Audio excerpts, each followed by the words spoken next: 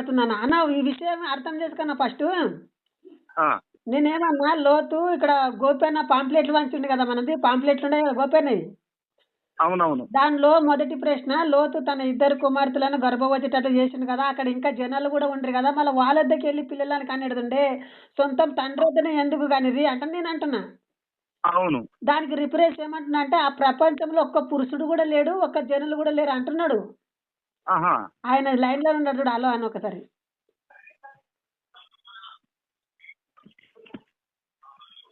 Hello hello hello hello hello. చెప్పండి అయ్య గారు. పాస్టర్ గారేనండి? నేను పాస్టర్ని. అయ్యగారు ఏం లేదు, డౌట్ ఏంటంటే లోతు 2 కూతుర్లకి కడుపు చేయటం తప్పు కదా అని మా అభిప్రాయం.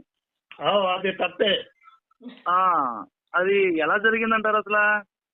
జరిగిందంటే 31వ వచనం చదవండి. అదే ఈ హనుమంతుకు చెప్పిన 31వ వచనం చదవప దాని లోపల ఉన్న సమస్య అంతా ఆంగ్లం ఉండదు అంటని చెప్తున్నా. అది ఏంటి ఆ సమస్య ఏంటి?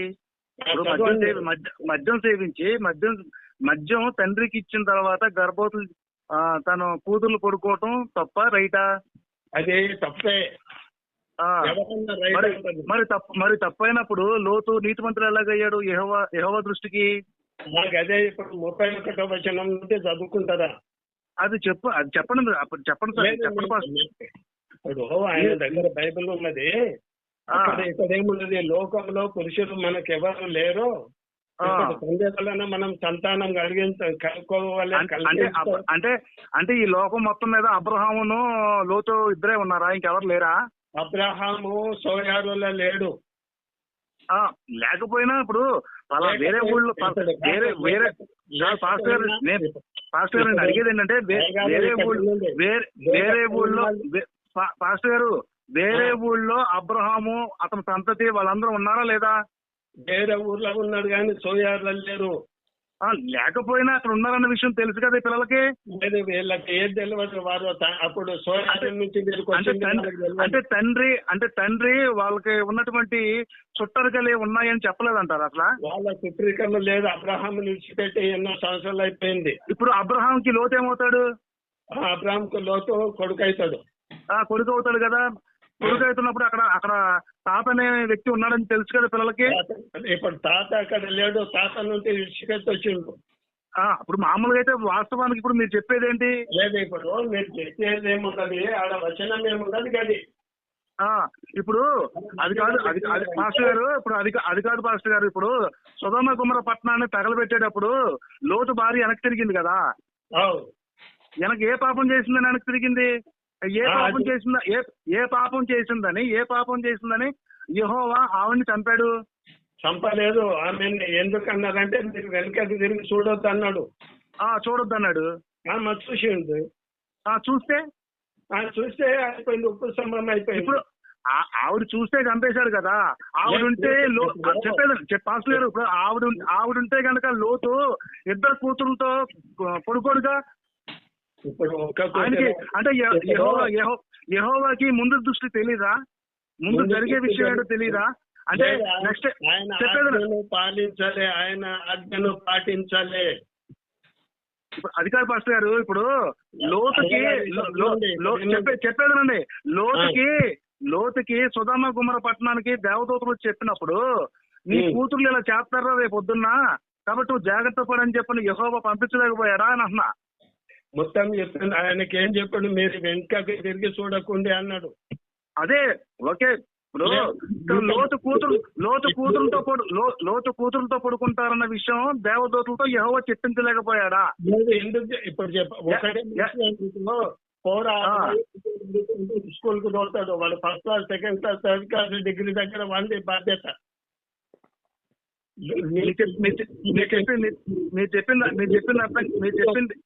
ఒక్కరికి చెప్పిండు, మీరు వెనకకు తిరిగి చూడకుండే. వెనక్కి తిరిగి చూసినంత మాత్రం పాపమేనా? పాపమే. అయితే యేసు పాపం చేసినట్టేనా? ఎవరు? యేసు ప్రభు. యేసు పాపం చేసింది. యేసు సంగతి ఎందుకు వచ్చింది ఇప్పుడు ఇక్కడ? కాదు చెప్పేదనండి. ఇప్పుడు పాపం అంటే ఆజ్ఞను అతిక్రమించడమేగా పాపం. ఆజ్ఞలు అతిక్రమించడము పాపము. కరెక్ట్. పాపమే కదా.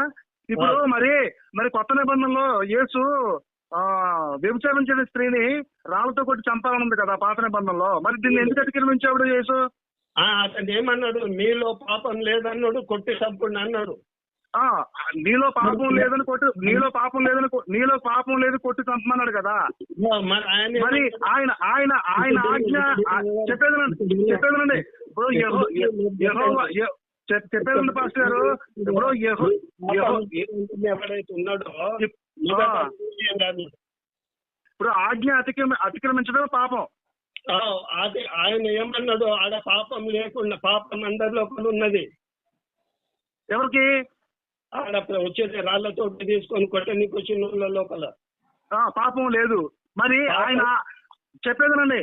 మరి యేసు ఎందుకు వేయలేదు రాయా? ఎవరు? యేసు. ఆయన నువ్వు హింసించడానికి రాళ్ళు తీసుకొని కొట్టడానికి ఆయన పాపం చేసినట్టేగా. ఆయన లోకంలోనికి రాళ్ళు తీసుకొని కొట్టడానికి రాలేదు. మరి యెహోవా ఆజ్ఞ చెప్పేదనండి. ఆయన పాపలను రక్షించడానికే వచ్చిండు. మీరు యెహోవా ఆజ్ఞను అతిక్రమిస్తే పాపం అన్నారు కదా. ఈయన ఏ పాపం ఈయన ఏ పాపం చేయనప్పుడు ఈయన రాయాలి, లేదంటే యెహోవా ఆజ్ఞను అనుసరించాలి కదా. ఈ రెండు చేయలేదు కదా. మరి బైబిల్ ప్రకారం యేసు పాపే కాదా? ఇప్పుడు బైబిల్ ప్రకారం ఏమన్నాడు? కొట్టి సంపాదన్నాడు. కొట్టి సంపాదంటే ఎట్లా? నీలో పాపం లేనోడు రాయేయమన్నాడు. కానీ అందుకని వీళ్ళలో పాపం ఉంది కాబట్టి చెప్పేదండి. వీళ్ళు యేసులో పాపం ఉంది కాబట్టి రాయాలి. ఆయన హింసించడానికి వచ్చి లేడు, రక్షించడానికి వచ్చిండు. మరి ఆజ్ఞ అనుసరించాలిగా. ఆజ్ఞ ఏముండదు. ఒకరిని తప్పు చేసినప్పుడు తప్పులో నుండి బయటికి తీయడానికి ఆయన వచ్చిండు. అంటే ఇప్పుడు ఆజ్ఞను అనుసరించుకోకుండా వేసినా పాపమే. వేయలేదు కాబట్టి పాపమే. ఆజ్ఞ అనుసరించలేదు. బైబిల్ ప్రకారం ఆజ్ఞను అనుసరించలేదు కాబట్టి పాపమే. ఆయన లోపలి మీరు పాస్టర్ గారు ఏ రకంగా చూసినా పాపమా కాదా చెప్పండి. ఏ విధంగా చూస్తే యేసు చేసింది పాపమా కాదా? ఆజ్ఞను అనుసరించకపోవడం పాపం. మరి అటువంటిప్పుడు లోతు భార్యను ఎందుకు చంపాడంటున్నా? లోతు అంటే లోతు భార్య ఆజ్ఞను అనుసరించి ఒక జనరేషన్ పాస్టర్ గారు మీకు అనుకూలంగా బైబిల్ మార్చుకుంటే కుదరదు. ఇక్కడ అక్కడున్న రిఫరెన్స్ ని మీరు స్పష్టంగా చెప్పాలి. ఇక్కడ ఉన్నది యేసు ఆజ్ఞ చెప్పేదండి. ఇక్కడ యేసు ఆజ్ఞ 9వ అధ్యాయము 31వ వచనం బాగా 10 సార్లు చదవండి. ఇప్పుడు మీరు చెప్పారుగా. ఇంకా నేను చదివేదేముంది? యేసు ఆజ్ఞను అతిక్రమించదే పాపం చేసినట్టే. ఆజ్ఞను అతిక్రమించకుండా చెప్పేదండి. మీరు ఇష్టం వచ్చినట్టు మీ బైబుల్ని మీరు ఇష్టం వచ్చినట్టు మార్చుకుంటే కుదరదు పాస్టర్ గారు. అక్కడ లోతు భార్య ఆజ్ఞను అనుసరించలేదు కాబట్టి చంపేశాడు యెహోవా. ఇక్కడ యేసు ఆజ్ఞని అనుసరించుకోకుండా రాయలేదు కాబట్టి పాపం చేశాడు. పాపం లేకపోతే రాయేయాలి. ఈ రెండు చేయలేదుగా. మరి రెండు చేయనప్పుడు యేసు పాపేగా అవుతాడుగా. కానీ ఆయన చూసిండా? ఎవరు? యేసయ్య చూసిండా వాళ్ళిద్దరు పాపం చేసేటప్పుడు? వ్యభిచారం చేయలేదు. ఆయన చూసిండా? ఎవరు? యేసయ్య చూసిండా? ఆయన చూడకపోవటమేనండి. చుట్టూరు జనాలు చెప్పారుగా. చుట్టూరు జనాలు చెప్పినప్పుడు వ్యభిచారం చేసిన స్త్రీని తీసుకొచ్చి అక్కడ అప్పు చెప్పినప్పుడు రాయేయాలా లేదా? ఒక మాట చెప్పండి. ఇప్పుడు ఆయన ఎందుకు వచ్చిండ్రు? ఆయన దగ్గరికి ఎందుకు వచ్చిండ్రు? ఆయన ఎందుకు వచ్చాడు తర్వాత విషయం అండి. ఆజ్ఞ నెరవేర్చాడా లేదా? ఆయన కొట్టాడు, ఆయన వేయడు. ఆయన ఆజ్ఞను నెరవేర్చాడా లేదా? ఆయన ఆజ్ఞ చెప్పేదండి. పాత నిబంధన ప్రకారము ఆజ్ఞని ఫస్ట్ ఆజ్ఞని అనుసరించకపోతే పాపం చేసినట్టు. యేసు పాపం చేశాడో లేదో చెప్పండి ఒక మాట. చేయలేదు. ఎందుకని అంటే లోతు భార్య వెనక్కి తిరిగి చూసినందుకు చంపేశాడు పాపం చేసినట్టు. ఇక్కడ ఆజ్ఞను అతిక్రమించినందుకు యేసు పాపం చేసినట్టా లేదా? లేదు. అంటే మీ బైబుల్ ఇష్టం వచ్చినట్టు మార్చేసుకొని జనాల్ని కొందరు చేస్తారా? నువ్వు చెప్పింది నేను విన్నా కదా, నేను అంటే చెప్పింది విశ్వాసులతో ఆడుకుంటారా మీ ఇష్టం వచ్చినట్టు మార్చుకోండి బైబిల్ని. అట్లా కాదబ్బా, ఇక్కడ విను. అయ్యగారు నీకు యేసు విషయంలో పాపం చేస్తే రాయేయమని చెప్పినప్పుడు యేసు ఎందుకు వేయలేదు? పాపం చేయలేదు కదా. నెక్స్ట్ ఒక వ్యభిచార స్త్రీని రాయితో కొట్టి చంపమన్నప్పుడు యెహోవా ఆజ్ఞని మితిమీరాడు కాబట్టి యేసు పాపం చేశాడా లేదా? లేదు, చేయలేదు. ఎలా చెప్పగలరు మీరు చేయలేదు? ఎందుకు? ఆజ్ఞను మీరినప్పుడు పాపం చేసినట్టు అవుతా అవునా చెప్పు. నన్ను చెప్పని కొద్దిగా, నన్ను చెప్పని. చెప్పండి. ఆయన వాళ్ళు వ్యభిచారం చేసేటప్పుడు ఏమైనా చూసిండా? ఎవరు? యేసు. అంటే ఇప్పుడు వ్యభిచారం చేసే స్త్రీలను వ్యభిచారం చేసే వాళ్ళందరూ మీరు చూస్తారా? మీ పాస్టర్లు చూస్తారా? మీరు రోజు చూస్తారండి. ఇప్పుడు జనాలు తీసుకొచ్చి చెప్తానే కదా. ఇప్పుడు పాత నిబంధనలో వ్యభిచారం చెప్పేదండి. పాత నిబంధనలో వ్యభిచారం చేసే స్త్రీని ఎలా తీసుకొచ్చాడు? చెప్పేదండి. మీరు పాత నిబంధనలో వ్యభిచారం చేసే స్త్రీని చంపమని యెహోవా ఎలా చెప్పాడు? కానీ వ్యభిచారం చేసినప్పుడు ఈయన చూడలేదు. అంటే ఎవరు? మరి పాత నిబంధనలో వ్యభిచారం చేసే స్త్రీని నిబంధనకు వచ్చినాము. పాత నిబంధనలో వ్యభిచారం చేసే స్త్రీని ఎలా కనిపెట్టారన్న? పాత నిబంధనలో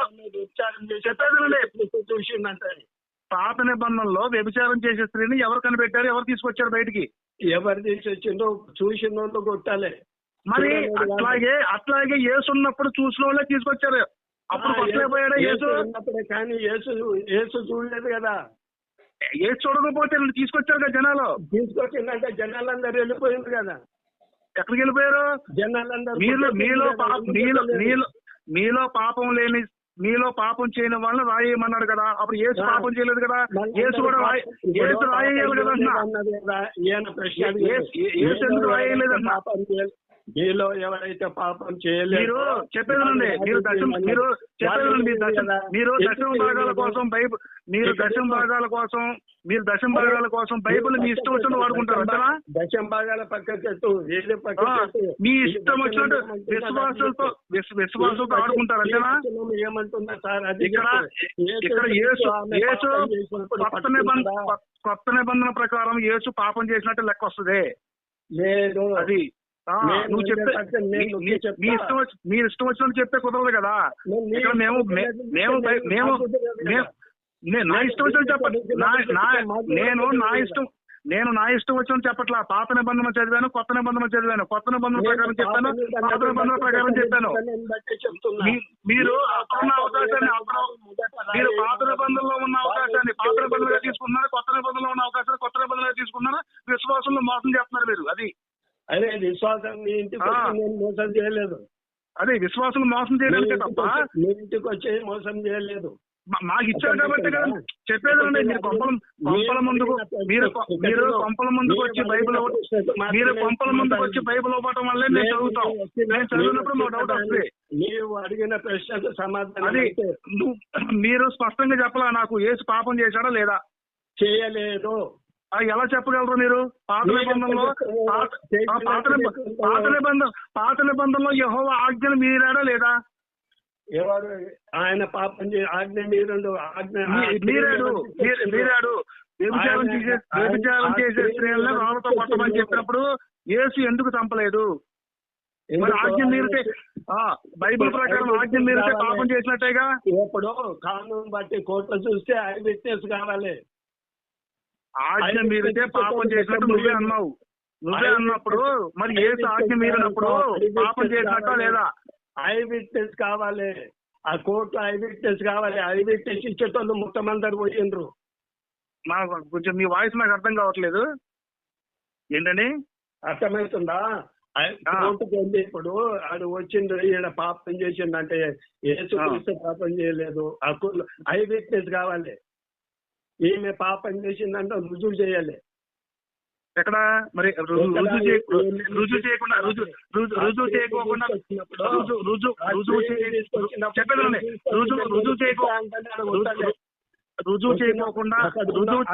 పబ్లిక్ కొట్టాలా? ఎందుకు కొట్టలేదు? రుజువు చేయకోకుండా ఆవిడ వ్యభిచారం చేసిందని చెప్పని బైబిల్ ఎలా రాసింది? ఆమె వ్యభిచారం చేసింది, ఆమె వాళ్ళు తీసుకొచ్చింది. అర్థమవుతుందా? వ్యభిచారం ఇప్పుడు వ్యభిచారం చేసిందని చెప్పండి, వ్యభిచారం చేసిందని చెప్పిన బైబిల్ రాసిందిగా. చెప్పేదండి, బైబిల్లో వ్యభిచారం చేసిందని చెప్పని రాసిందా లేదా? ఒక స్త్రీ వ్యభిచారం చేసిందంటే రాసిండ్రు, చూసిండ్రు, వాళ్ళు తీసుకొని వచ్చిండ్రు. వ్యభిచారం చేసిన స్త్రీ విసర్జించాలి. మీలో పాపం చేయని వాళ్ళు అంటే, ఇప్పుడు వ్యభిచారం చేసిన స్త్రీ కాకపోతే మీలో పాపం చేసిన వాళ్ళు రాయేయమని చెప్పిన ఎందుకంటాడు? ఎందుకు చేయలేదు వాళ్ళు? ఎందుకు వెళ్ళలేదంటే వాళ్ళు ఇప్పుడు వాళ్ళు పాపం చేశారో లేదో సంగతి విషయం వేరు. ఇప్పుడు ఈయన పాపం చేయనప్పుడు రాయి ఎందుకు వేయలేదు అంటున్నా. ఆ మాట అన్నప్పుడు వేయాలి కదా. రాళ్ళు కొట్టడానికి ఈయన రాలేదు పరలోకం నుంచి. అంటే పాత నిబంధన ప్రకారము యేసు పాత నిబంధన కానీ కొత్త నిబంధన కానీ ఆయన ఒకరిని కొట్టడానికి రాలేదు. అది అందుకని నేను అనేది ఏంటంటే, పాత నిబంధనని వ్యతిరేకించాడు కాబట్టి అతను పాపం చేసినట్లు లెక్క. పాపం చేసినట్లు ఆయన చూసి అంతే. మరి ఇప్పుడు మీరు ప్రతిదానికి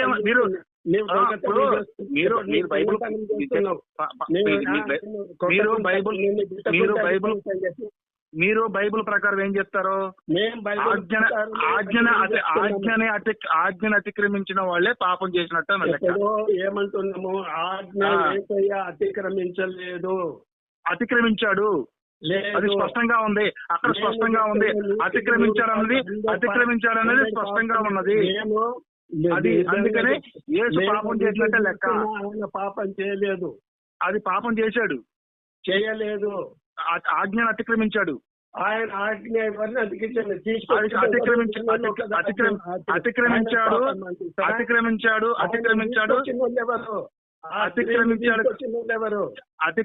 కాబట్టి యేసు పాపం చేసినట్లు లెక్క. అది ఒకవేళ అతిక్రమించకపోతే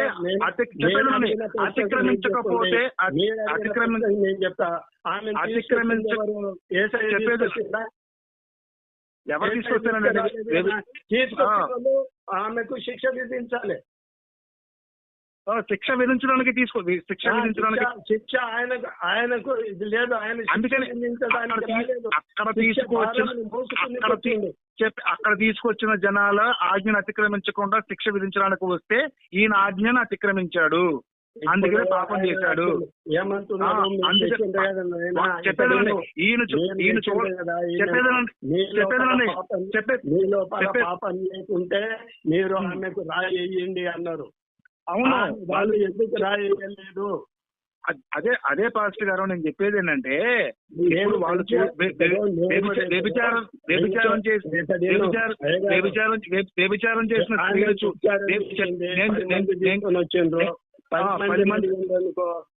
ఎవరైతే పాపం చేయలేదో రాయేయండి అన్నదో అయ్యేయలేదు. ఈయన రాలేదు, రాళ్లను కొట్టివేయడానికి వచ్చిండు, నీతిని స్థాపించడానికి వచ్చిండు,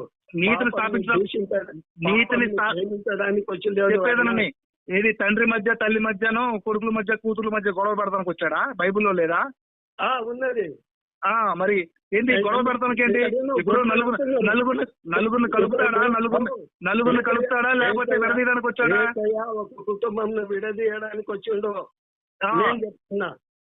అది విడదీయడానికి వచ్చాడు. అంటే తల్లికి తండ్రి కూతురికి సంబంధం లేకుండా చేయడానికి వచ్చాడు. నా కొడుకున్నాడు అనుకో, నా కొడుకు ఒక దారిలో నడుస్తున్నాడు, నేను ఒక దారిలో నడుస్తున్నాను, నా భార్య ఒక దారిలో నడుస్తున్నది. అదే తల్లిదండ్రుల మీద గౌరవం లేకపోవటము, తల్లిని తండ్రిని గౌరవించకపోవటం, చిచ్చు పెట్టడానికి అద్దె రగిలించడానికి వచ్చింది అంటున్నాడు.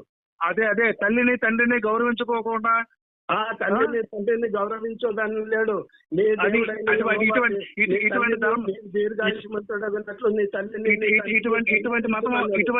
ఇటువంటి మతం భారతదేశానికి అవసరం లేదు కదా అంటున్నాను. భారతదేశం కాదు, నీ ఒక్కరి గురించి పర్సనాలిటీ లేదు. ఇప్పుడు తల్లిని తండ్రిని గౌరవించిన మతం తండ్రిని గౌరవించిన మతం అవసరం అంటావా? నిబంధన లేదా, పాత నిబంధన లేదా? తల్లిని తండ్రిని గౌరవించండి ఆయన చెప్పాడుగా. నేను అగ్ని వేయటానికి వచ్చాను తప్ప నేను కలపడానికి రావాలని చెప్పి అన్నాడు కదా. అతని నామం ఎవరైతే వింటారో వాళ్ళందరికీ మండుతుంది అన్నట్లు. నీవు అదే, దాంట్లోకి ఎందుకు పోయినావంటే నాకు తెలియదు. ఇప్పుడు ప్రస్తుతానికి అయితే నేను బయట ఉంది, బైబిల్ లేదు కాబట్టి సరిపోయింది. నేను చెప్తాను, మళ్ళీ ఫోన్ చేయండి ఒకసారి. ఓకేనా? Okay okay okay.